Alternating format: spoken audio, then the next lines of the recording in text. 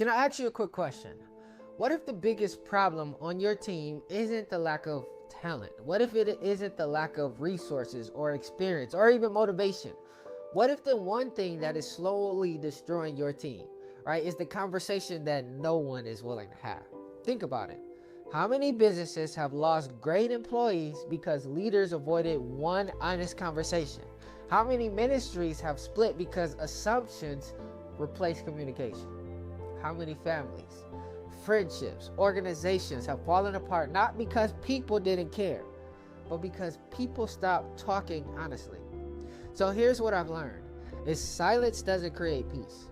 It simply postpones problems. Healthy teams aren't built because conflict never happens. They're built because people know how to work through conflict, right? They know how to work through that conflict. And today I want to give you a simple framework that can transform difficult conversations into opportunities for growth. Because one conversation handled the right way can simply save your team. So let's get into it. Most teams don't fail because of incompetence. They fail because of miscommunication. People stop asking questions. People stop giving feedback. People start making assumptions. So, and that trust begins to erode. Small frustrations become quiet resentment. Quiet resentment becomes emotional distance. And emotional distance eventually becomes division. And the scary part is, most teams don't collapse overnight. They slowly disconnect. One avoided conversation at a time. Why? Because honest conversations are uncomfortable, and most people will rather protect temporary comfort than pursue long-term health. But here's the truth. Every healthy team has difficult conversations. Every healthy team. The difference is healthy teams don't avoid them. They learn how to have them. All right. Have you ever worked on a team where everyone smiled in the meeting, but complained in the parking lot, right? Where people nodded their heads, but disagreed behind closed doors? Where tension filled the room, but nobody acknowledged it? That's exhausting, right? That's exhausting because everyone knows something is wrong, but no one wants to be the first to say it. Eventually, people stop sharing ideas.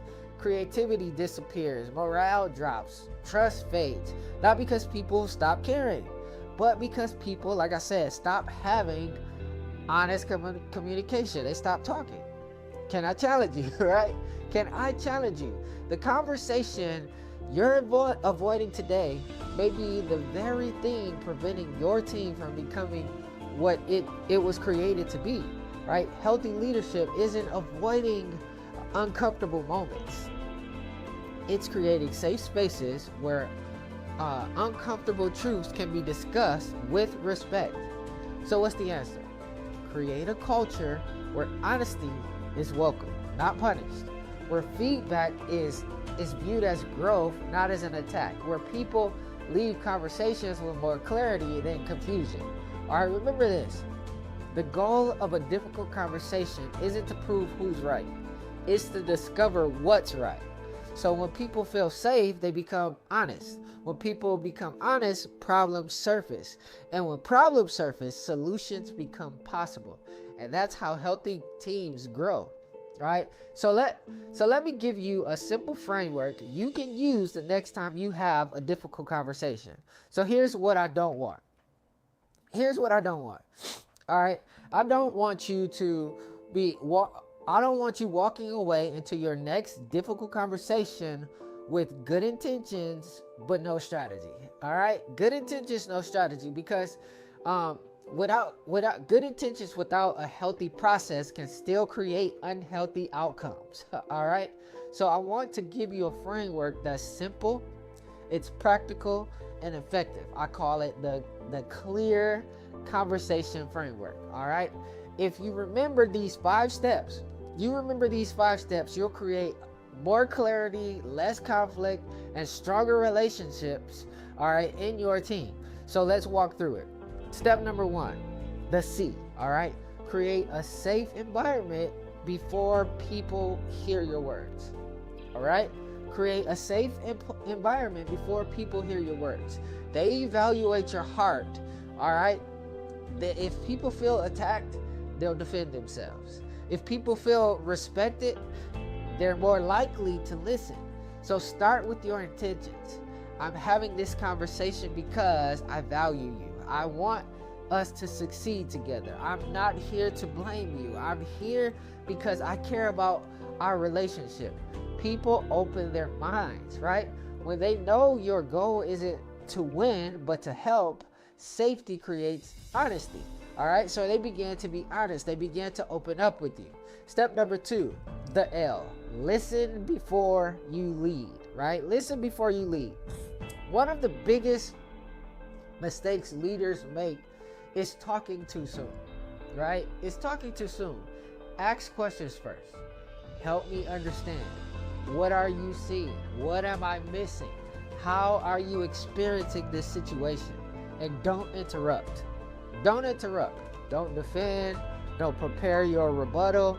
Just listen, right? Just listen, because understanding someone's perspective doesn't mean you agree with it, right? You don't always agree with it. It simply means you respect them enough to hear it, right? Great leaders don't just communicate well, they listen well. Step number 3, the E, explain the issue clearly. Explain the issue clearly. Now it's your turn. Speak honestly, but speak specifically, right? Avoid statements like, you always, you never. Instead, say, I've noticed, I experienced, I'm concerned because. Talk about behaviors, not character, right? Address the issue, not the individual. I'm going to say that one more time.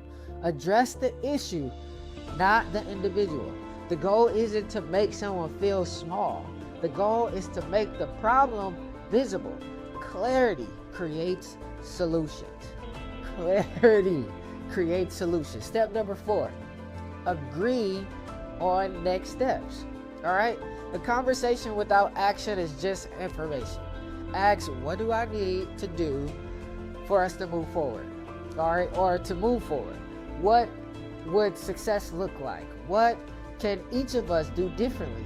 Create shared ownership, because healthy teams solve problems together, not separately. If everyone leaves with different expectations, the conflict will return. All right? Agreement creates accountability. All right, step number 5, revisit the conversation. Revisit the conversation. Here's where many leaders fail. They have one conversation and assume everything is fixed. Growth requires follow-up. It requires follow-up. Check in. All right, celebrate progress. Offer encouragement. Ask, how are we doing? What still needs work? Healthy teams don't just resolve the conflict, they build consistency, because trust isn't rebuilt in one conversation. It's rebuilt through repeated actions. All right, so imagine what would happen if your team stopped avoiding hard conversations. Imagine if feedback became normal, right? Imagine if trust became stronger instead of weaker every time conflict showed up.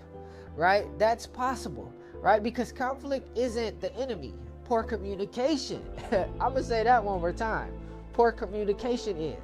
The strongest teams aren't the teams that never disagree. They're the teams that knows how to they know how to disagree without destroying each other. They know how to disagree without destroying each other. So if today's, if our talk today challenge you, then let me ask you something.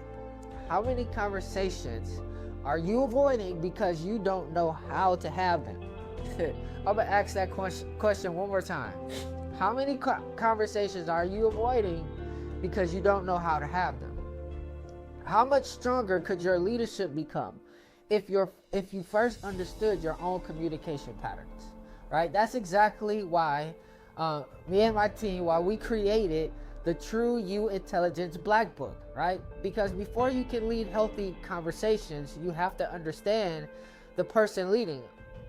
Inside, you'll find reflection exercises, communication assessments, powerful journaling prompts, and practical tools designed to help you simply identify your leadership style, recognize your blind spots, manage difficult conversations, and build stronger relationships. This isn't just about becoming a better communicator. It's about becoming the kind of leader people trust enough to have honest conversations with. And if you're serious about leading with clarity instead of confusion, then make sure that you click the link in the description and get your copy of the True You Intelligence Black Book. Get it today, all right? Get it today. Don't avoid the conversation. Prepare for it. You need to have a response. You need to have a strategy. Before you leave, I want you to answer this question, all right? In the comments, what's one conversation you've been avoiding that you know you need to have? All right? You don't have to share every detail, but acknowledge it. That's important. Acknowledge it. Take ownership of it, because awareness is the first step toward action. If this message, if what we're talking about today added value, share it with a leader. All right? Share it with a leader, a manager, a business owner, a coach, or anyone responsible for building healthy teams. And make sure you hit that subscribe button. All right? If you're committed to becoming a leader who communicates with clarity, builds trust, and creates cultures where people can grow, right? Remember this: one honest conversation handled with humility, handled the right way, can accomplish what months of silence never will. Lead with courage, right? Communicate with clarity, build with trust, and become the leader your team deserves. I'll see you in the next video.